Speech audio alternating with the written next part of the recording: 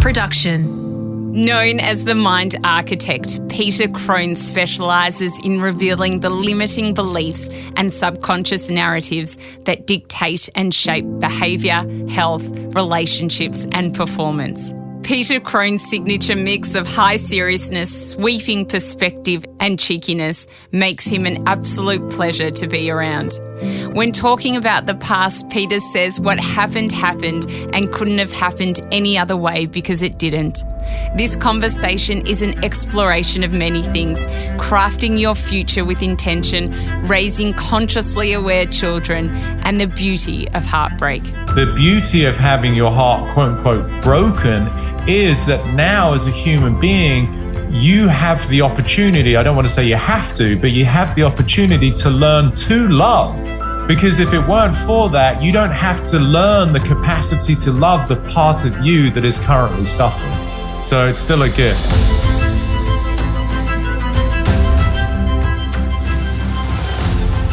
I'm Sarah Grimberg, and this is A Life of Greatness. Working as a podcast and radio producer, I have been fortunate enough to cross paths with many intriguing people who have had a profound impact on me.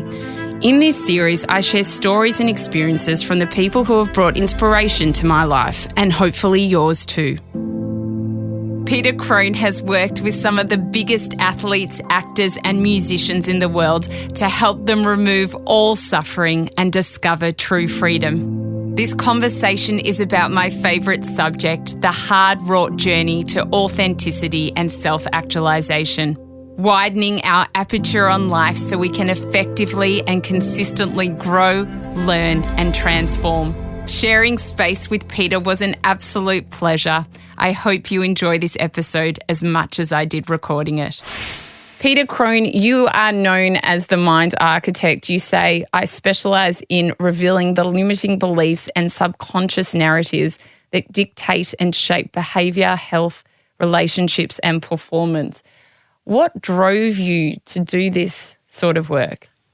I guess it's the sort of necessity being the mother of invention, right? So meaning my own needs to begin with. So I certainly had a bit of a trying childhood, like we all go through our things. And that led to a cascade of events as I became older and a teen and then 20s, and you fall in love and, all the heartbreaks and just the daily trials and tribulations that we go through. And I was always just passionately curious about why humans do what we do and why we tend to self-sabotage a lot. Why do people struggle? Why do people have all of the litany of emotions from depression to anger to anxiety and relationship woes? And I guess for whatever reasons, my gift is to be able to dissect and unpack some of these primal patterns that we have as humans. And I was just blessed to one day about 20 years ago see almost like the Matrix, everything that I'd been stuck within and why I'd had any kind of suffering, and discovered complete freedom on the other side in a way that I didn't even know one was available and two I'd never experienced. So that really started the journey. What was that moment where you realized that? So I had been dating somebody who at that time in my life, I thought was, I don't want to say love of my life. That was a little bit melodramatic, but there was certainly a beautiful, connection. And it was someone that meant a lot to me. And I did see a potential future together. And one day she turned around and said, you love me too much. And she left. And I was like, well, that doesn't really make sense.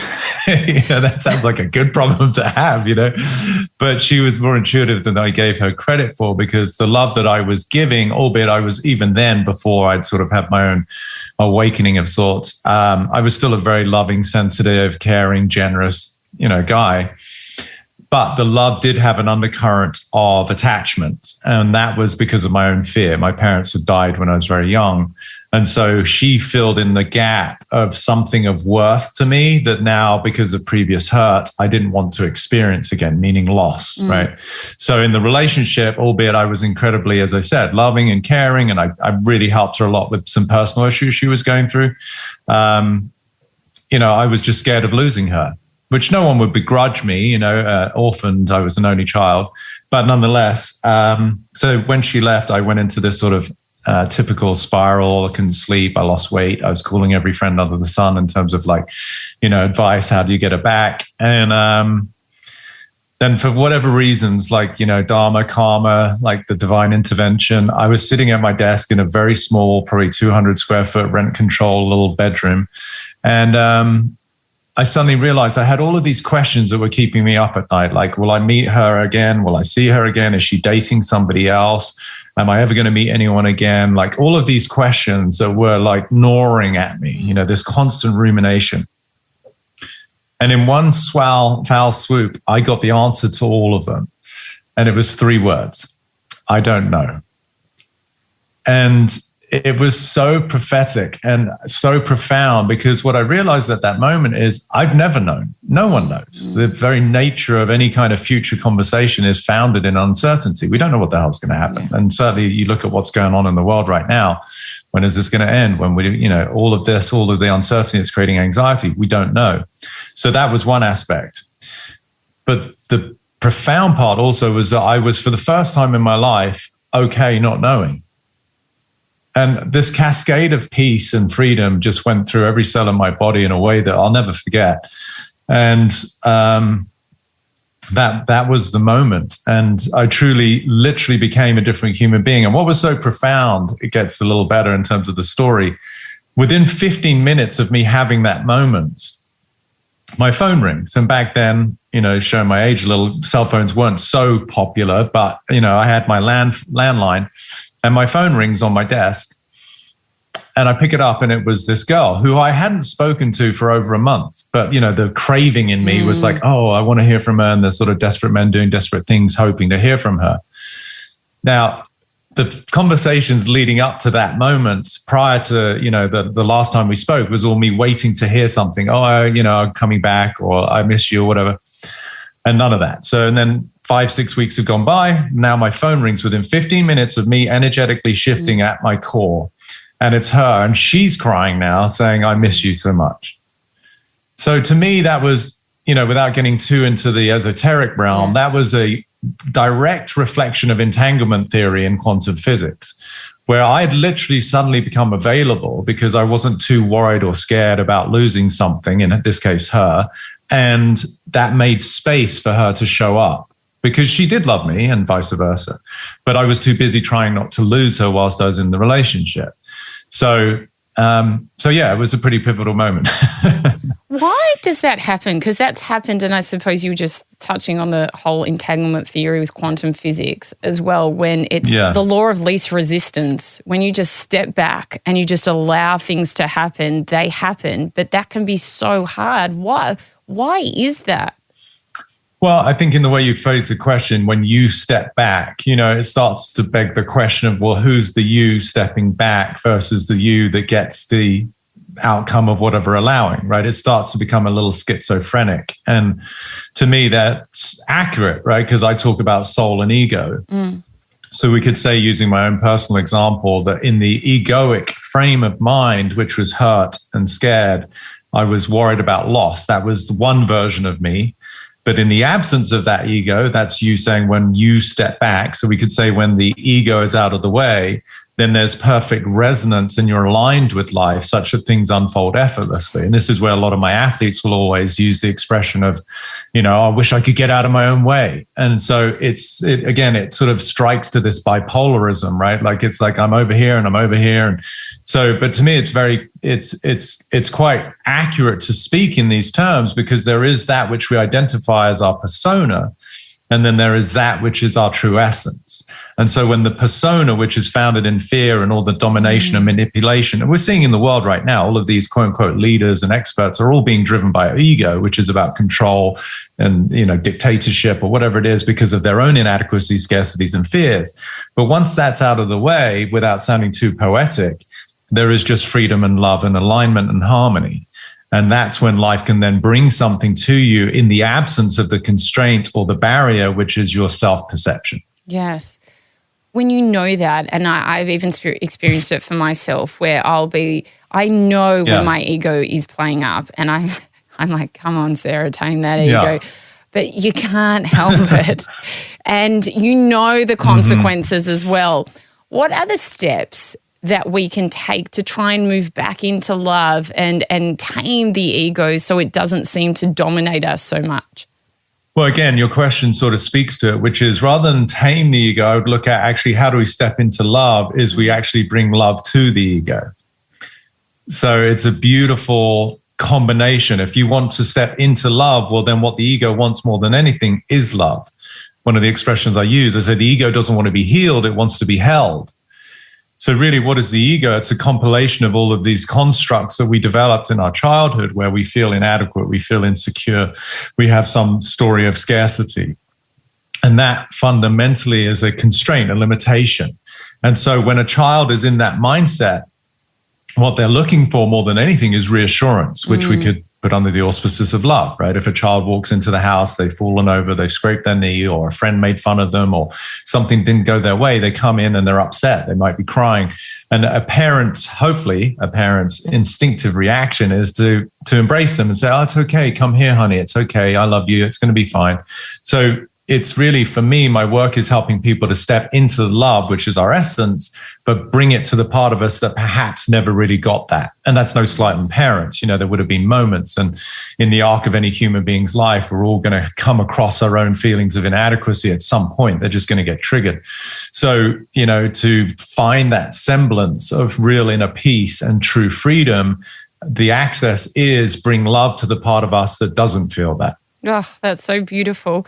Can you explain the purpose? Thank you. Can you explain the purpose of the subconscious mind and why taking control of it is so important? I mean, the role is, you know, it's efficiency, right? I often use the example of learning to drive a car in the UK, which is where I grew up. We had to drive a manual, you know, and I think it's the same in Australia. Whereas in America, they tend to be a little bit more, I don't want to say lazy, but convenient, you know, when they drive the automatics, right? But, you know, when you're driving a manual with all the stick shift and you've got to put your foot on the clutch and not too much accelerator. And, you know, there's a lot going on. So when you start and you're 17 or 18, whenever you're allowed to start learning, it's very overwhelming. And in terms of processing all of that, it can create a lot of stress and anxiety. And of course, when people go to take their driver's license test, you know, invariably that's a very stressful day for a teenager. However, cut to 2-3 years later, and certainly as we become adults, someone is driving, whether it's a manual or automatic, and, you know, they might be putting makeup on in the mirror whilst they're driving and holding a coffee and taking you know, the whole premise of being overwhelmed by the mechanics of driving a car is completely, you know, it's a non-issue. I'm too busy getting ready for the meeting that I'm late for, but you're still operating this, you know, however many ton vehicle. So that subconscious patterning of how you learned to operate a car is useful in as much as you don't have to be in this constant stress of always processing something that's new. So that's the important part, right? Like if you had to learn to walk every day, it would be like a pretty laborious day. You know, it's like, oh shit, you know, I got to get up so early because I got to spend the first 4 hours reminding myself how to walk. So it's beneficial at one level that we have these deep-seated patterns that we don't have to pay any regard to. We don't, you know, driving home, when you leave the studio and you go home, at some level, you know, I don't want to scare people on the road, but Sarah doesn't have to pay attention because she knows how to get home, you know?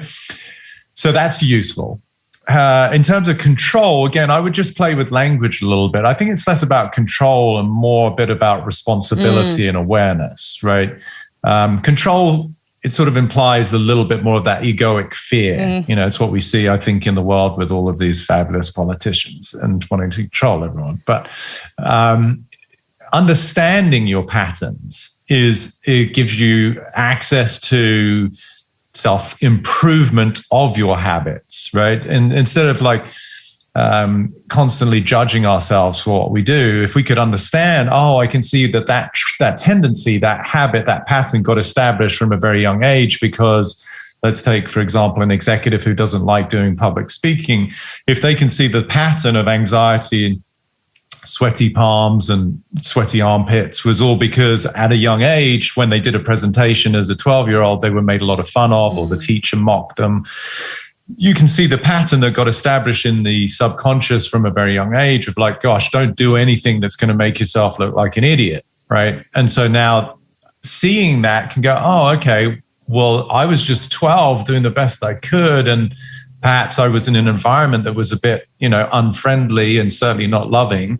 So I wouldn't begrudge myself the fact that I got scared. But what does that mean now as a 44-year-old senior vice president who's presenting on a subject that I know a lot about, right? So then you can start to transcend the habit or establish a new one versus trying to control the one you don't want. Does that make sense? Yes, that does.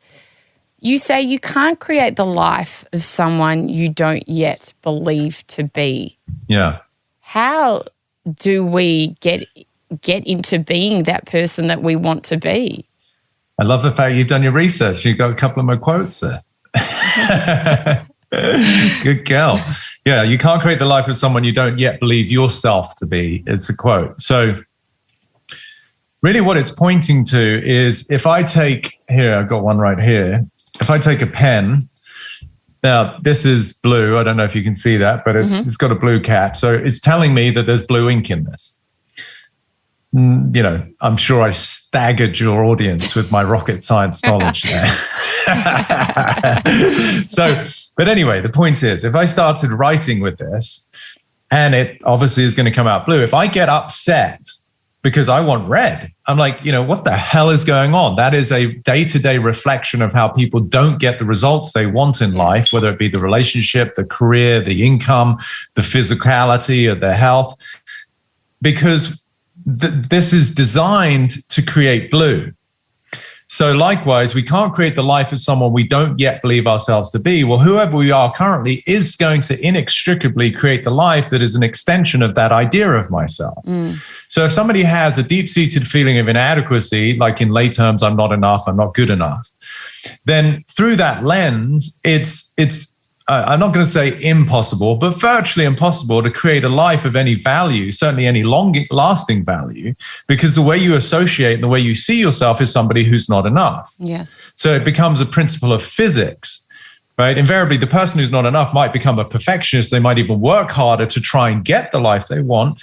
But even if they do amass some sort of external success, they're still going to be looking through the lens of inadequacy. So like many people we know who do have a lot of wealth, but they still struggle with depression, or they have shitty relationships, or they're in terrible condition and got some sort of sickness, right? Because they're still being driven by the deeper identity. So until you shift that, then the external isn't going to match. We talk about life just mirrors who we are. So that's why I love the expression, why I came up with the quote is, if you want to have a different external life in the way that it manifests, then you literally have to be a different person. I just started working with a new golfer recently, like literally a week actually. And he sent me a text yesterday. He said, because he'd been really scuffling and struggling, and we had a very good first week together, which I love. It's one of the things I love is like how powerful the mind is when you look through a different set of eyes, you get different outcomes. Yeah. And but his words were, he said, I genuinely feel like a completely different human being from 9 days ago. Wow. What did you do with him? You want all the trade secrets? For people that feel that they're not enough, which I feel is every second person has that deep-seated feeling of I'm not enough. If they're listening to this today, what are some things that they can do to change that narrative? So similar to two things. One, recognize that that's not a truth. It's not who you are. It's a conversation. That's part of the subconscious patterning that got created from a young age. Now, you could have all sorts of evidence. Dad said this, mum said this, my older siblings were blah, blah, blah. My teacher in my first grade or fifth grade or was very mean or derogatory. That's the evidence, right? Yes. That's the ammunition to confirm your own identity. But so to answer your question, what I did with him is he had his own versions and, for confidentiality. I'm not going to say what each of his were, but we all have the same things. You know, I've delineated basically 10 constraints that we all live within. So I'm not enough being one of them. So then we'll investigate, when I'm with someone, I'll investigate the validity of that. Like, you know, is it true? Like, is it an actual universal truth that you're not enough? Or is that just something you feel and you believe and you've got some sort of evidence for? Right. So it's convincing. And obviously, the older someone is and the more they've believed that, then the more ingrained those patterns are. But most of the, you know, my clients are in their 20s to 50s. You know, I do have some on either side, younger kids and then older people. But, you know, they're not completely stuck in their ways yet. And they recognize, oh, wait, no, that's not actually a truth. It's just basically how I felt about myself for a long time. But there's a very powerful distinction between feeling something and it being a truth, right? I've often said our feelings are a lousy indicator of truth. So just because you feel something doesn't mean it's going to go that way. Like, how many times do people feel scared about an outcome and it's like you go through it and it's like, oh, it wasn't as bad as I thought. Yes. Well, further evidence that you've got a shitty ability to project and understand what's going to happen, right? Comes back to my 3 words of I don't know what's going to happen. So let's just see what happens. So for people struggling at home, it's the process of investigation. So whatever you're dealing with, I promise you, it's going to be more symptomatic, right? It might be a relationship problem. It might be a health problem. It might be a finance or career problem. But I guarantee you the quote unquote problem lives within a tighter context, which is the subconscious story you have, one of which is I'm not good enough. So if someone might be dealing in a relationship issue where they're not in a relationship, they'd like one, or they're in a relationship and they don't feel seen or respected, then that might create some, you know, obviously some tension and some stress and some frustrations and resentments. But who are you in the way you show up in that relationship that perhaps you tolerate the absence of love, the absence of reverence, the absence of kindness? That could only happen for somebody who doesn't have a lot of self-worth. Yeah. Otherwise, if you had a lot of self-worth, you would have attracted someone who does revere you, does see you. Or if you did attract someone who doesn't, you'd be out. Like, you know, with all due respect, you're like, you know, take a hike, buddy. I'm going to find someone who knows how amazing I am, right? So it's seeing how the symptoms can be reverse engineered into, okay, well, what must I be saying about myself that I'm tolerating whatever the circumstance is? And then investigating the validity of that statement. And I promise you, it's always not true. It's just something you believe. But if you've believed it for 20, 30 years, it's just really convincing. That's the issue. Yeah, that's true. It is. It's never true. No. I tell people the only thing that I actually still currently believe to be a truth is gravity. And I'm still working on busting that one. Yeah, I'm sure. If anyone can, Peter Crone, that's you. Thank you, my dear. Why do we need the shade and the light, the duality of life?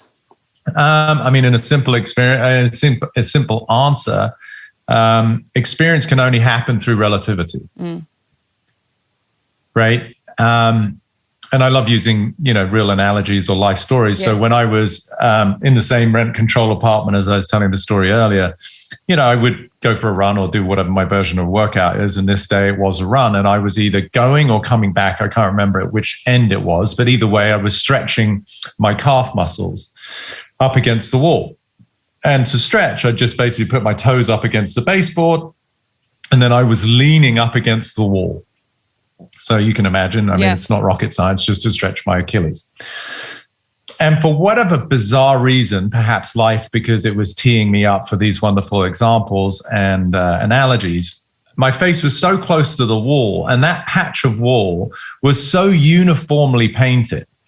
Like, even though it was a pretty shitty apartment, but for whatever reasons, there was maybe an amazing painter who worked on that building. And this was so uniform, there were no aberrations. There was no little bubble of air or a little mark or a black dot. It was just purely unified. And what I got was this sudden sensation of disorientation.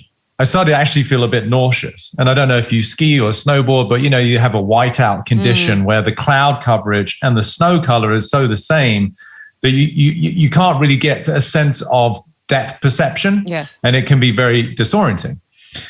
So at that moment, just because of the way my mind works, I was like, wow, if it weren't for diversity, to, you know, dark and light, to use your very, you know, just obviously very clear contrast, then we don't have an experience. And so consciousness, people will often talk about, oh, we're all one, and that's very Pollyanna-ish and beautiful, and I'm not denying it. But it's only because of contrast that we have an experience. If you're lying in bed and, I don't know if you're married or you have a boyfriend, but usually men run hot.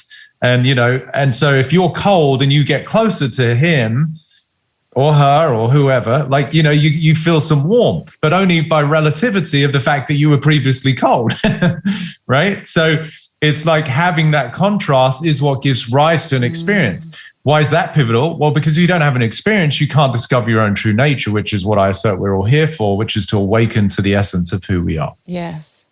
But that's the whole idea of love and pain sometimes as well. Yeah.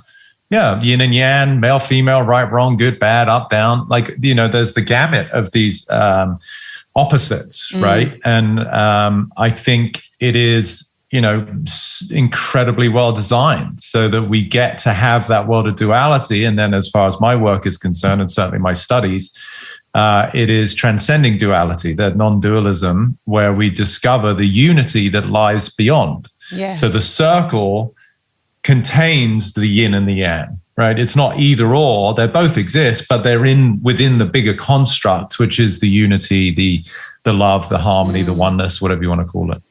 Time is a very humanly construct. How does changing our relationship with time change our life? I love how you come with these very simple questions there. I was doing a lot of awesome. research on you before our interview today. No, I love it. I love it. We're like brothers and sisters from other mothers. So time and space. And I mean, it's a perfect follow-on from your conversation or your question about contrast or black and dark and light. So time and space are really the construct within which we travel. Right? If it weren't for time and space, we don't get the world of relativity. Yes. Again, sort of that being time and space to me are very much like the mirror in which we get to see ourselves. So I actually did a workshop at the beginning of the year on time itself. It's that profound of a topic to understand. There's linear time, which of course is just what it is. We're not going to change the fact that we are rotating around the sun, even though it looks like the sun goes up and the sun comes down. Obviously, that's illusory too, right? That's another one of the lies that we fall prey to. But there is the precession that we call night and day, and then we call it minutes, hours, days, whatever. But what I think your question speaks to, and certainly what I would say, is our relationship to psychological time is where there is a incredible transition from suffering, which I assert is emotional, psychological suffering. Pain is pain. If I stub my toe on a kitchen table, it's going to hurt. Or if I got a toothache, there's pain. But suffering is something that I feel is optional once you're aware of it. Until you're aware of it, it's not optional, for which reason there's no blame. I always say people can't be held accountable for that which they're oblivious to. Yeah. And most people are oblivious to why they suffer, for which reason we have compassion, or we'd like to have compassion. So suffering is invariably because we're associated with time in some regard, a past event that we yet to process, or a future event that we're concerned about, right? In lay terms, something in our history that could give rise to guilt or shame or frustration or anger, these past-based emotions, versus future, which is invariably the anxieties, the fears, the worries, the concerns, the apprehensions, right? So that gamut of sweeps is really suffering. And so if you want to get rid of suffering, which last I checked is everybody, yes. At least that seems to be why I'm so popular, is getting rid of suffering, and to step into freedom, then we have to change our relationship to that psychological time, meaning I need to reconcile my history and the events of my life that I didn't yet process. And oftentimes, invariably, actually, most of those are subconscious. So you don't know about them. That's why it's so insidious. And people end up with these patterns, whether it be addiction or relationship problems or health problems, because they don't know what's driving the show, right? It's stuff that they had an event when they were 5 or they were 8 or they were 11 that was very traumatic or very difficult. And at that moment, they lost harmony with time. They were no longer in sync. Look at babies, or certainly up to 1 or 2 years old. They're so present, whether it's complete ecstatic joy or the miseries of a tantrum, they're in it. They're not thinking about time. And then we get introduced to time by virtue of something that we experienced that was difficult and we didn't know how to process. And so we started the accumulation of what I call a severance of time, meaning there was an aberration between where I am psychologically and where I am literally. And so unless you change that relationship, you're always going to be in some form of dis-ease, right? There's an absence of ease or peace, which then is the precursor to obviously how that manifests in our bodies and in our relationships. So time's pretty pivotal. And to learn to have presence is, something that people talk a lot about, but I think it's also a bit misleading when people say, oh, be in the now or be present. It's like an instruction. But if someone hasn't processed what the hell they've been through, it's as asinine as me asking somebody to speak Chinese when they don't know how to. Yes. It might sound good, but I don't know how. Well, because you still got things in the way of just being fully present now because you haven't been able to actually reconcile them. You touched before on suffering, and the Buddha has that famous quote of all suffering is from having attachments. How do we not find ourselves attached to things? It seems so hard. It is. I mean, the human journey ain't easy, is it? I mean, you're obviously a pretty smart cookie and you've interviewed a lot of people, and I'm guessing you still have your trials and tribulations. Absolutely. You're not in the corner levitating. Or maybe you do that afterwards. I don't know. I wish. Please send me a video. I wish. You beat me to exposing the lie about gravity. Yeah, suffering is an inherent, as you said, the Four Noble Truths, like life is suffering, right? And they recognize that suffering is a byproduct of attachment or also desire, wanting something. So desire is an interesting phenomenon, right? Because in lay terms, we could say wanting. Well, wanting itself creates time. So this goes back to your previous question, because if I want something, what am I saying? I don't have it. So now I'm actually perpetuating the idea of scarcity and that I'm missing something, which again is a complete falsehood. It's a pretense to the fact that I am everything. So there's the suffering, is that who I am is everything, but I'm pretending I'm not, which creates the desire, which creates time. And now I have something in the future to chase, the proverbial carrot. And so now you have the vicious cycle that is the human pursuit of happiness, as they call it in America, which is hysterical. It's actually in the Declaration of Independence, yes. I think. The pursuit of happiness. I'm like, well, perhaps why did you just stop pursuing shit and just be happy where you are? So anyway, suffering is somewhat inextricably connected to being human, but I would also assert it is the motivation to find freedom, right? If it weren't for my previous suffering, then how would I know the exquisite bliss of freedom? People obviously want to achieve things and rise at whatever specialty they're doing and that kind of stuff. Is that still kind of wanting something? It can be. I make the distinction of creating something. Yes. It's very subtle, and this is why I love language and words. Like I am profusely creative. Prolifically creative. Like I love to create, and yet I'm not attached to whether it works. And that gives me freedom. With my athletes, I use the expression fully committed, totally unattached. I love that. And that's, that ain't easy. Yeah, but that's a powerful place to be. I'm fully committed to what I'm doing, and yet I'm not attached to the fruits of my labor or my outcome. And I think there's a line like that from Jesus. He had some good things to say too. But, it's, have you had him on your podcast? No. No. So that's suffering is definitely a part of life, but I would say it's also the precursor to the joys of freedom. And then when you're in a state of freedom, rather than trying to get something as a compensation for something you think you're missing, you get to explore something and create something for the pure joy of creativity itself. Oh, I love that. I love that. Everything you say, Peter, is gold.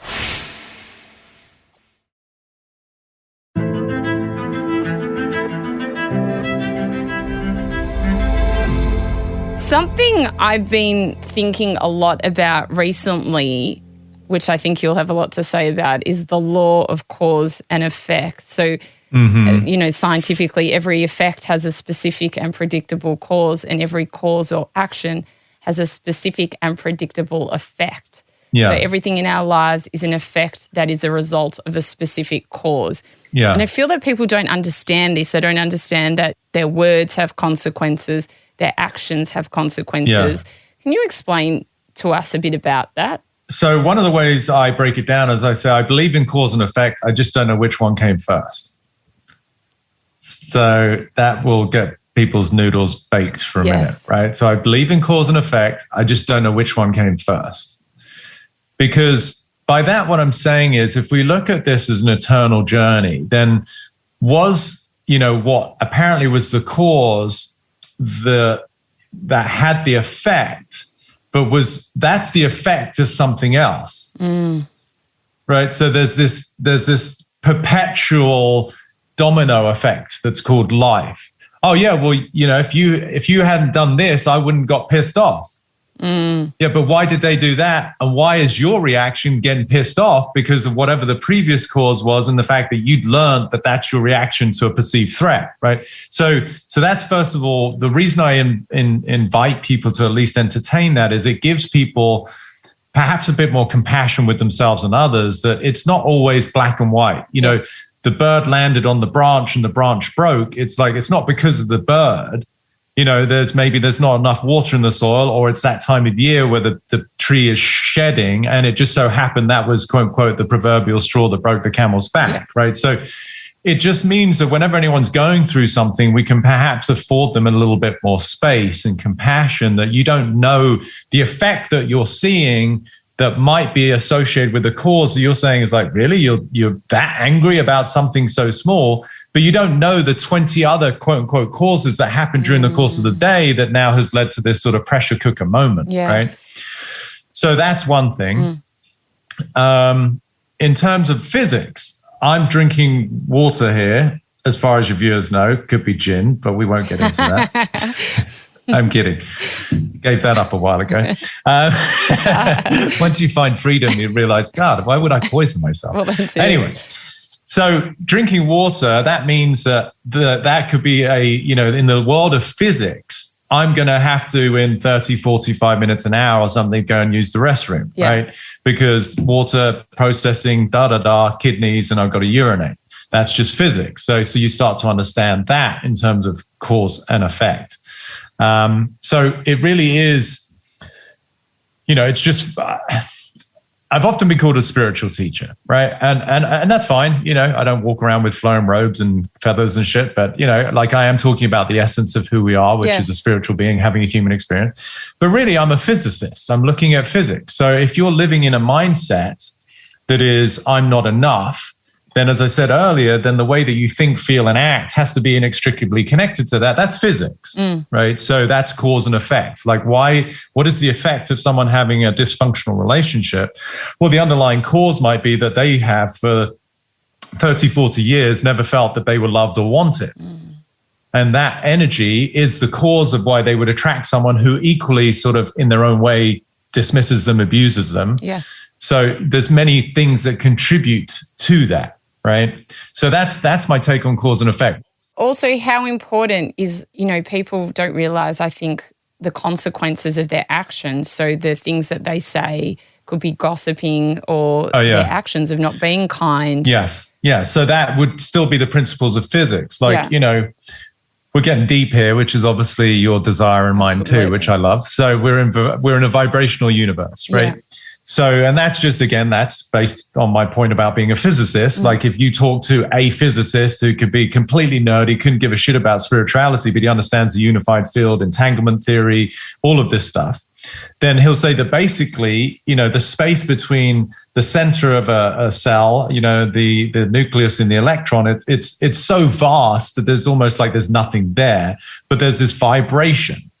So why language to me is so pivotal is, if we look at music as a quick segue, everyone can understand listening to a piece of music, going to a concert, which, obviously no one has gotten the joy of doing for a while, but you listen to music in your home, or, you listen to your husband or your wife singing in the shower, and they have very different effects based on the vibration that you're hearing, right? You listen to some classical music, you listen to some Metallica, whatever rocks your boat, whatever you're into, but it's going to give a vibratory state. If you go to a spa and it's all this like sort of David Pramel, and it's like, and it's like you start to feel a little different. You're like, you're very quiet and you want to sit and breathe. And that music has a vibration that is going to inspire a different way of feeling and then consequently action. Yes. Words to me are no different. The tone with which someone speaks and the words that they use carry a vibratory state. And this is why even in the course of our conversation, I've adjusted words slightly, like you said control and I was saying responsibility. These are different words, but they carry a different vibration. And to me, it's pivotal because for that reason, it will elicit a different outcome. Yeah. So if people are sloppy with their language, which is one of the first things that I will do when I work with someone, they know not to mess around with me in terms of their declarations of what they're going to do. Not because I'm like a military sergeant, but because I want them to understand how powerful their words are and that their words are creating the reality. So if somebody says they're going to call me at 3 and they call me at 3:05, no one died, but that doesn't work for me, right? Because you're recognizing your words as what you said, but your actions aren't in alignment. So then when you tell me that you want to make a lot of money or you want to be in shape or you want to have a beautiful relationship, what's the difference? You haven't learned to honor what you're saying. So you might say, well, it's only 3:05. I'm like, I know, but you also only want to have a lot of money and only want to have an amazing relationship. So why the hell would I believe those words if you can't even keep on time? Yes. Right. So then people are like, oh, I never looked at it like that. I'm like, no, precisely why your life doesn't work. That makes so much sense. To me, language is so powerful and people are so irresponsible with it. Again, not through fault, but because they haven't made the connection. There's no blame. Yeah. But it's like when you wake up and go, holy shit, how many times have I said I'm going to do blah, blah, blah, and I didn't? And then you wonder why you feel like a failure. Yeah. This is the number one thing I get from parents. And I love helping parents because I just think it's such an incredible task that people take on. And it's, oftentimes, especially for mothers, without, it's very, very little, if any, acknowledgement or, gratitude. But they're often asked the question, why do my kids not listen to me? And I'll say, well, it's quite straightforward. See, kids don't understand yet the language of manipulation and pretense that we see so replete amongst adults, unfortunately. But a kid will hear you say something that is a promise for something good or a threat for something bad, but then it's not actually completed. It's not followed through upon, right? If you do this, then you'll get that. And if you do that again, then you're going to receive this, discipline. And for whatever reason, the parent gets busy or they let it go and they don't do it. And I said, so what you're actually teaching your children is that your words don't mean anything. And they're like, fuck. I said, so how often do you make promises and threats? They're like, I don't know, a few a day. I'm like, okay, well, now you know why your kids don't pay attention. Wow, that makes so much sense. Touching on kids, how do we allow our children who live in their subconscious mind up until the age of 6 or 7 before the conscious mind kind of takes control, how do we allow them to wire their subconscious mind for allowing them to have the best possible life? You got to do the work. Do you have kids? Yes. Yeah, so you got to do the work. Whoever's a parent has got to do the work in terms of recognizing where am I out of, alignment with the things that we're discussing. Because kids, I use this expression, it was borrowed from a yoga teacher friend of mine. He was about to have his first child. And he had asked one of his peers, who was a dad already, he said, hey, what's one piece of advice for a new to be dad? He said, I'll tell you this. He said, your kids will invariably never succeed at listening to you, but they will always succeed in becoming you. Because kids mimic. Yes. You are the role model and the archetype. And so the mirroring, and this is one of the reasons I have issue with the bullshit around masks, to use my French, but, you can't see the mirror neurons that we get to see in someone's face by virtue of seeing their face. Now we can only see eyes. People are already scared shitless because of all the propaganda that's been pumped out there. But now you can't even see people. So you don't get to recognize, was that person like grimacing? Are they smiling? So it creates even more of a potential threat. So kids are always looking. I mean, whenever you had your kid or kids, you remember as a baby, your daughter's son, they would recognize your expression before anything that you ever said. Oh, hi, goo, goo, goo, goo. And what did we do? They're picking up on that facial recognition. So kids are incredible at mimicking us, or parents. I'm not a parent, but, so that's why it's so imperative that if you want your child to live a life of freedom, that you emulate that you have love, that you have integrity with the things that you say, that you have self-worth in the way that you take care of yourself, such that they go, oh, okay, that's how a human being lives. Sadly, most children live in a hostile environment. That's a strong word, but from the perspective of a child, even the subtlest form of abandonment inspires a feeling of dismissal. And that's abuse, as far as I'm concerned. I have a very broad definition of abuse. But for a child, as soon as they get this momentary sense of you're not wanted, which could be as simple as you're not listening to them, mummy, mummy, mummy, mummy, mummy, mummy, this constant, now I get it. I'm not saying any of this is easy. I just want people to understand the physics, right? You're preparing dinner, you're on a Zoom call, you're trying to do something, you're having a conversation with your spouse. There's a lot of moving parts that warrants the distraction or the ignorance of your child until such time that you're like, okay, what is it? And then even then when you turn around, the tone might be offensive or scary to a child. So there has to be, as far as I'm concerned, when I help parents, there are these pivotal pillars you've got to understand about parenting. You need your time, especially mothers, to be able to take care of yourself, fill your bucket, do some self-love, so that one, you emulate that. Two, then you have the energy to be there. But really be with your children. It's so cliche. They don't give a shit about whatever fancy gadget you got. Invariably, it's the old cliche of them playing with the box, right? They want to be with you more than anything. And so be with them. That's an expression of presence. It goes back to our conversation about time. If you're literally with your child physically, but mentally you're thinking about what happened or what you've got to do tomorrow, they may not consciously know it, but they're going to feel it. And so many people I talk to, they're like, oh, my dad was always just busy. And then they wonder why they have quote unquote daddy issues. It's and it's not that he was a bad dude. He's trying to, make money, keep a roof over the head, put food on the table, all of the things, they're all valid. And if you want to be an extraordinary parent, then just recognize to what degree are you not truly present with your children and are you not listening? What? For those of us who... How's that? But that is amazing. For those of us who may not have ticked all those boxes and our kids are a certain age, if we take on what you've said, are we able to help them out a bit? No, totally screwed. But yes, of course. It's just the degree to which we have these habits that become more and more ingrained over time. The more resistance there is, the more effort it takes to quote unquote get out of those trenches of the neuro pathways that we've established. So certainly when you've got young kids, then yes, don't be hard on yourself. These conversations I hope will become more, available to children even. I have a friend I've helped, a client in India, and she wants to get my work into the school curriculums.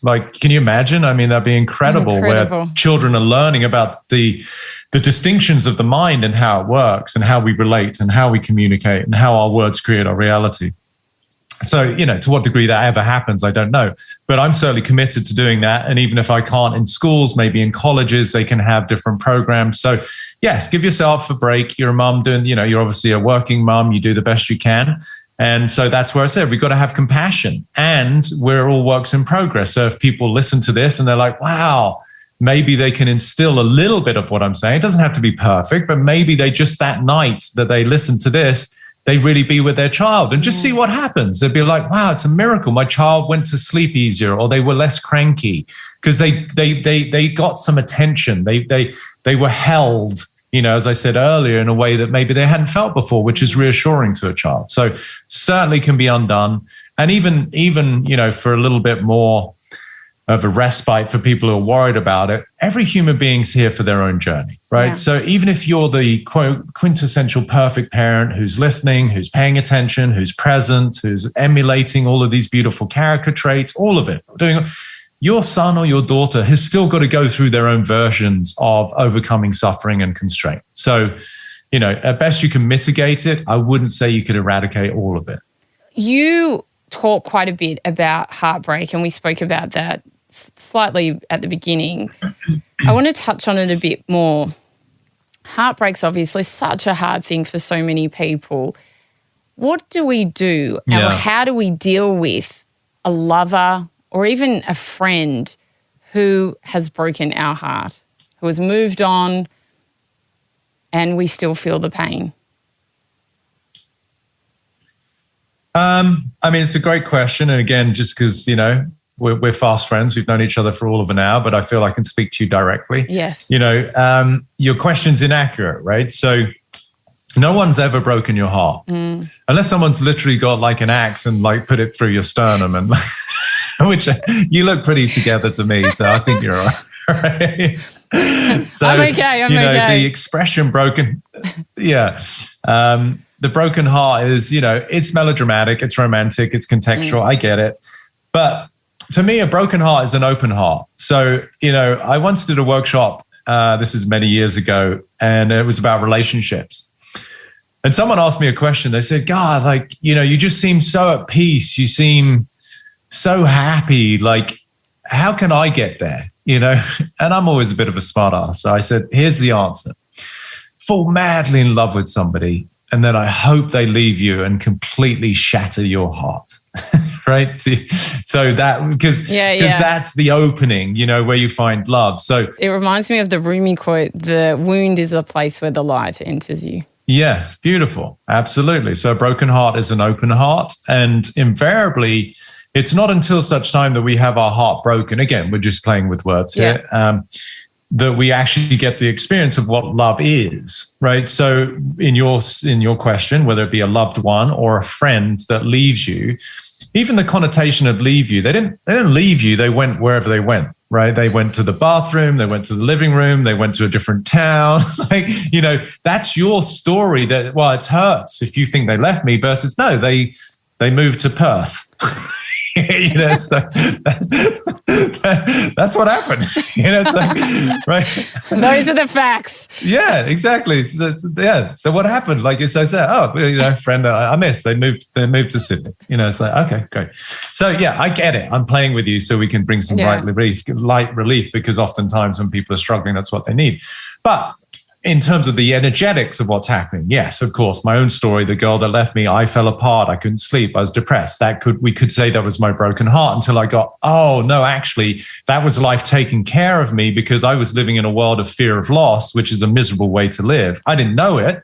And I was a very happy, vital, vibrant human being doing well. But there was this sort of, constraint that I was oblivious to that was holding me back from bigger potential. So I would assert that if someone, quote unquote, leaves you, or there is some heartache, you're upset, you miss someone, you're sad. First of all, there's organic feelings. Let's not suppress those. If you're sad, you miss someone. My dad died. It would be completely asinine if I was to say, no problem, he just died. Of course, I've got human feelings. I was very sad. I missed him for a long time. So we got to be able to distinguish between inherent innate feelings, which are beautiful, versus emotions that get created over time that are really revealing some sense of inadequacy about yourself, right? Oh, they left me. Okay, that might be, quote unquote, the story of what happened. But if that hurts, it might be because you feel you're not lovable. Ooh, well, now we're into your story. It's got nothing to do with them. It could have been Bob, Dick, or Harry. It wouldn't have made any difference. It's not, you don't miss Bob. So you're worried that no one loves you. And that's because when you were 5, your sibling got more attention than you, and you made it mean that. Do you see what I'm saying? You've got to be able to recognize the different layers of what's actually going on. So to finish, in regards to that question, I would say the beauty of having your heart, quote unquote, broken is that now as a human being, you have the opportunity, I don't want to say you have to, but you have the opportunity to learn to love. Because if it weren't for that, you don't have to learn the capacity to love the part of you that is currently suffering. Yes. So it's still a gift. I find that a lot of people in those situations find it so hard to let go. Like they could have been in a relationship 2 years ago and the person left them to go to Perth, and everyone's going to Perth, and they still might go on about them, or they are unable to kind of move on. What would you say to someone who is in that situation? They're living a lie. They don't understand the nature of life. They're not trusting. There's the absence, really. The main quality is the absence of trust, and in ways that perhaps they don't understand right now. That's precisely what was supposed to happen. It's one of I gave more popular quotes. I write in quotes. Yes.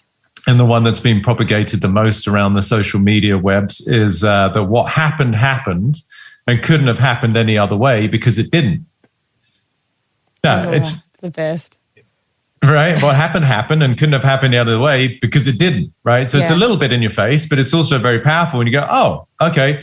It's not to deny the fact that you miss them or you're sad, but it couldn't have happened the other way because it didn't. And you may not have the conscious understanding or the justification or the realization as to why yet, but maybe in a week, maybe in a month, you will. Maybe once you energetically let go, like I said to your question about, you can't create the life of someone you don't yet perceive yourself to be. Once you let go of the version of you that was attached to that person, and you raise your vibration in the way that you've learned to accommodate and accept that life is doing something on your behalf, it might not seem like that, then there is a greater sense of trust from which you attract a different circumstance that all of a sudden explains the previous one. It's like, oh, then the next best, whatever it is. Yes. It's a partner, it's a job, it's, shows up because you have communed with life in a way that you're not the center of the universe. Like, again, I find it so audacious that anybody thinks they know how life should go. I mean, it's like, are you freaking kidding me? Like, I didn't get the memo that you're in charge of the universe and that person shouldn't have left you. It's like, I mean, it's when you really look at it, it's kind of comical. It's like, I mean, there's an intelligence at play that when you cut your finger, something magical happens and it heals. Like you don't do anything. I mean, you might put some like Neosporin and maybe a Band-Aid on it or something, but otherwise there's a genius to life that allows that finger to heal. I mean, that's like magic. So maybe consider that intelligence is ubiquitous. It's everywhere. And if the events of your life aren't unfolding perfectly in accordance to mighty old you, maybe, just maybe, there's a deeper intelligence that's also doing that, and perhaps have a little more humility and trust that things are actually right on track. And I've also heard you say that when we find ourselves in challenging situations or people come into our lives that show an area of us that is a lot of the time unhealed when we get affected by their actions. Mm-hmm. Yeah. Yeah, I mean, again, my quotes, it's just how I speak. That's what comes through me. It's how my mind works. I say life will present you with people and circumstances to reveal where you're not free. I love that. And that's very profound when you get it. Thank you. So, you get a particular circumstance or a particular individual, and if you're triggered by either or both, often the case, then what it's actually revealing is where you're not free, which goes back to what we've been discussing throughout this conversation, which is if you're in a state of fear, constraint, inadequacy, insecurity, some mindset of scarcity, then you are fundamentally lying to the inherent nature of your completeness, your wholeness, your boundless nature. And so that's going to trigger you because you're like me, the girl leaving was a trigger for the fact that I hadn't reconciled the fact that I wasn't free around the perception of something of value not being in my life, aka mom and dad. Right. But there's no freedom there because that's the nature of life. I didn't want them to die when I was 7 and 17. That's pretty, it's a bit of an anomaly. But still, that's apparently what was meant to happen. Why? Because that's what happened. And I can still be crying and I can still miss them. But life is doing life. Yes. The degree to which I'm not in harmony to life is the degree to which I'm going to suffer. So when I get triggered or anyone gets triggered by an external circumstance, it's an opportunity to see where I'm not in alignment with the fact that life is doing what it's doing. Therefore, I'm saying I'm not free. And fundamentally, at an even deeper level, what I'm saying is I'm not okay with the way things are. Okay, well, how's that working out for you?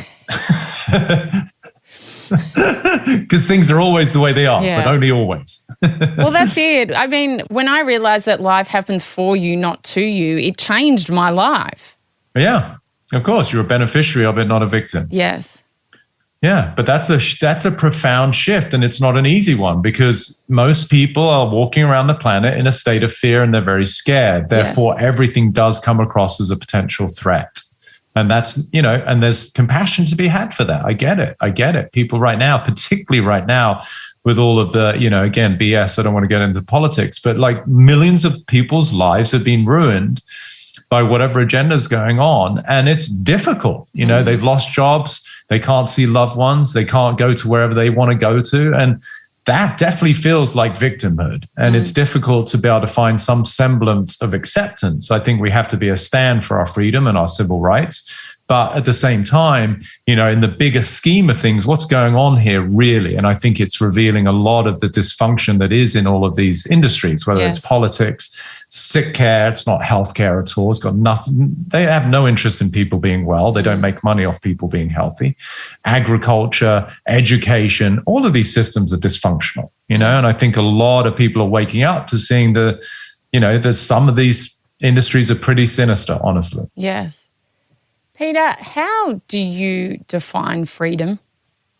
It's a good question. And you'd think I'd have a stock answer giving it's my number one product. There's different ways I could answer it. There are synonyms. So I could say freedom is love. Freedom is peace. My quote, again, that I use, I say true freedom is when you have nothing to hide and nothing to prove. The best. These are all going to be in my books. I hope people at least honor the copyright.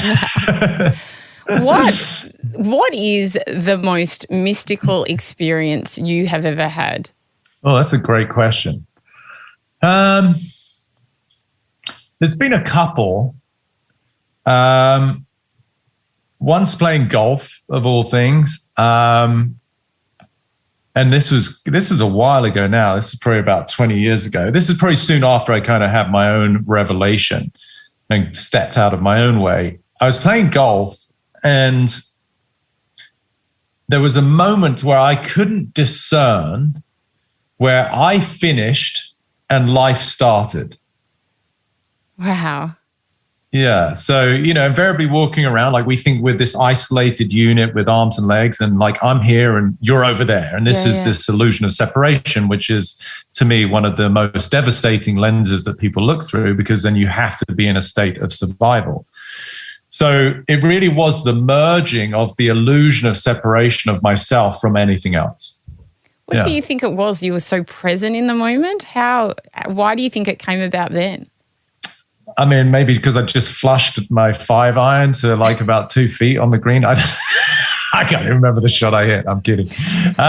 No, there was just again, I think I would speak to the absence of the idea of myself. So there was no I that was worried about my shot or what my, friends were doing or what was happening or what's my score going to be. And I was just truly fully engaged in that moment, that step, the feeling of the slight softness of the grass under my shoe or the sense of the air. And there was, again, it was just a merging because I was fully engaged with what was going on.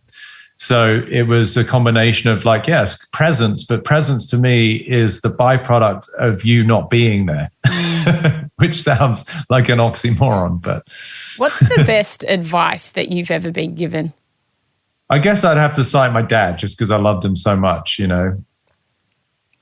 It's a story. When I was 14, I was at a school where they had the British Open golf near. They have the cycle. They play St Andrews and all of these big courses for the British Open. But my school was in this place called Sandwich, and there's a course called Royal St George's, which is very near the near the school. And so, they came to the school and they wanted to get a few boys and girls to be litter kids. So you'd walk around with your little wooden stick and you'd pick up litter just to keep the place, spick and span. So I was one of the litter kids. And it was fun, 13, 14-year-old, and there's like all these icons like Nick Faldo and all these old golfers and whatever, and Greg Norman from Australia. And so, but, kids being kids, we were just messing around and sit on the grass, we'd eat our sandwiches, and we went into the merchandise tent. And, I'm revealing my childhood here, but I nicked a box of golf balls, because I wanted to impress my friends, because one of my buddies was urging us all on to do it. We're 13, 14, right? Yeah. But because I was pretty smart, I did it in a way that no one noticed. So when it came out and I could show off to my friends, one way to try and get value from my peers, they're like, "Oh my God, how'd you do that? Let's go do it again." Because we're children and we're idiots, So we went to do it again. So you can imagine whoever the man was or woman who was overseeing that particular stand, they're going to know, oh, here's the same bunch of idiots, so they might keep a better eye on them. And so, of course, I got caught the second time. Yeah. So for whatever reasons, God bless him, like we're kids, we're just doing what kids do, which is stupid stuff. So, and it's a sleeve of balls, which at the time were probably like, a couple of bucks. So anyway, he pulled me to one side. He said, "Look, I'm not going to call the police, give me back the balls, but I'm going to have to call your parents." Which, of course, to a child is actually far worse than having to speak to the law. So coming back to the advice, so I came home, and my dad, he was just such a special man. He took me my mum had already passed, but took me into his bedroom, and he got down on one knee because I'm only small, and he looked me in the eye, and he said, this is exactly what he said. He said, "If you wanted golf balls, just tell me, I'll get you some." And then he said, "You know what's right and wrong." That was it. Wow. And even though I don't necessarily, subscribe to the world of right and wrong, what he taught me was integrity.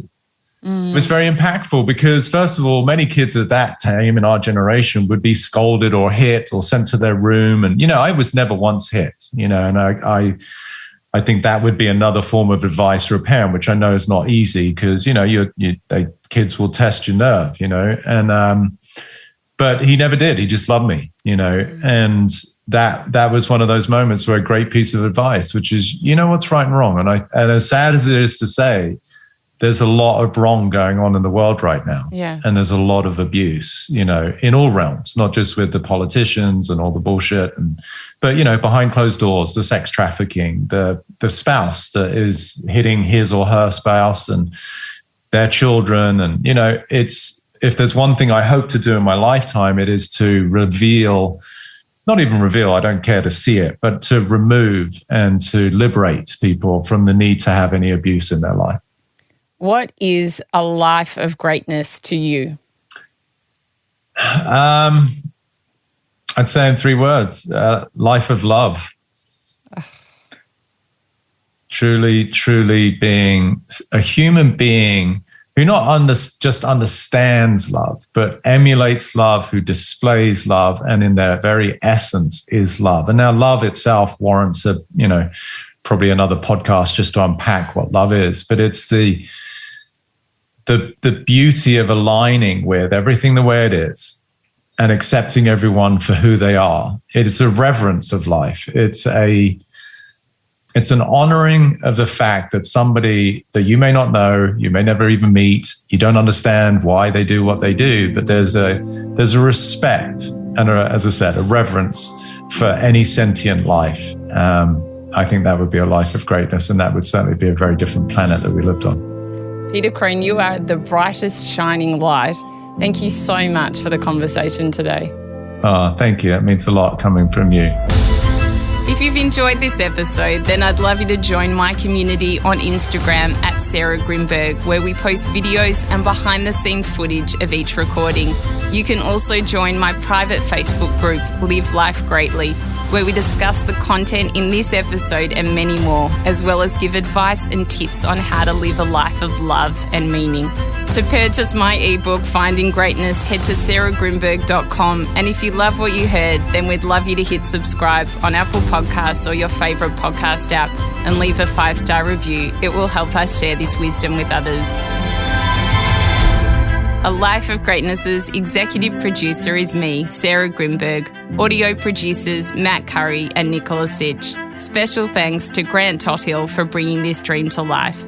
For more episodes, search A Life of Greatness podcast, download the new Listener app now, and listen for free.